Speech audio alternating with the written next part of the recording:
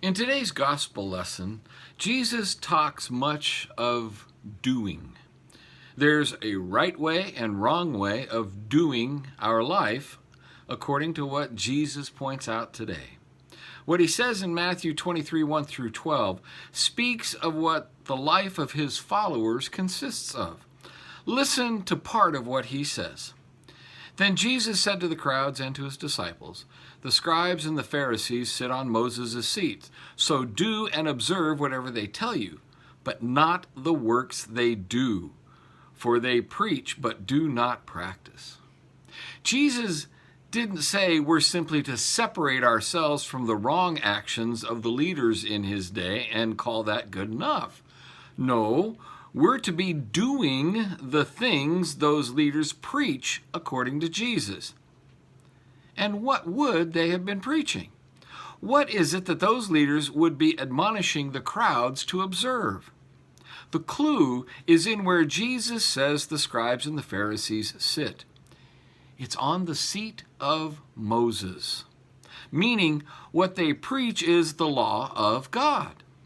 Jesus makes plain we're to be doing the law. And if we're doing that, then we're doing what those who preach the law do not do themselves.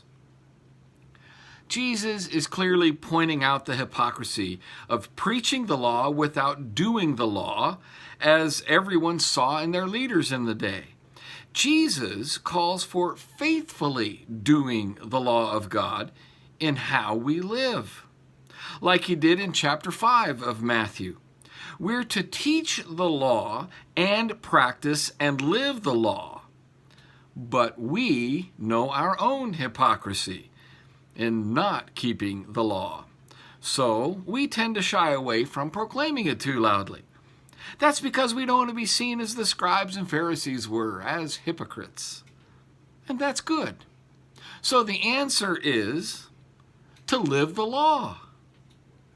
I know you might be thinking, well, that's nice to hear you say, Pastor, but we know we can't do that perfectly, can we? And you can't either. No. And again, if you look in chapter 5, Jesus there teaches that he came to fulfill the law's demands. In God's eyes, the law has been fulfilled for the life of the world. So we're now free of the penalty of not keeping the law. We're given the righteousness of Christ by his fulfilling of the law completely and fully, and then dying on the cross, bearing the sin of the world and rising again to new life for all. We need not fear either God's wrath on those who transgress the law, nor the jeers of those who would label us hypocrites, because the law has been satisfied. The law has been completed, and it has been fulfilled.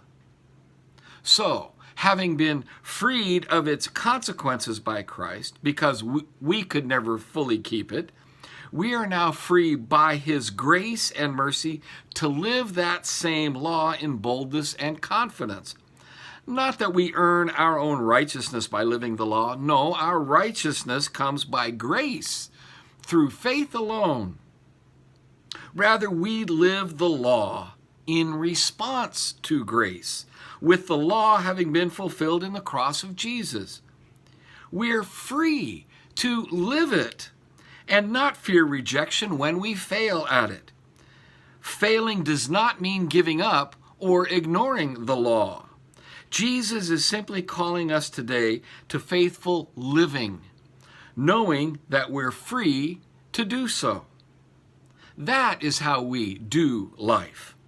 God be with you today in the free living of his grace to you. Goodbye.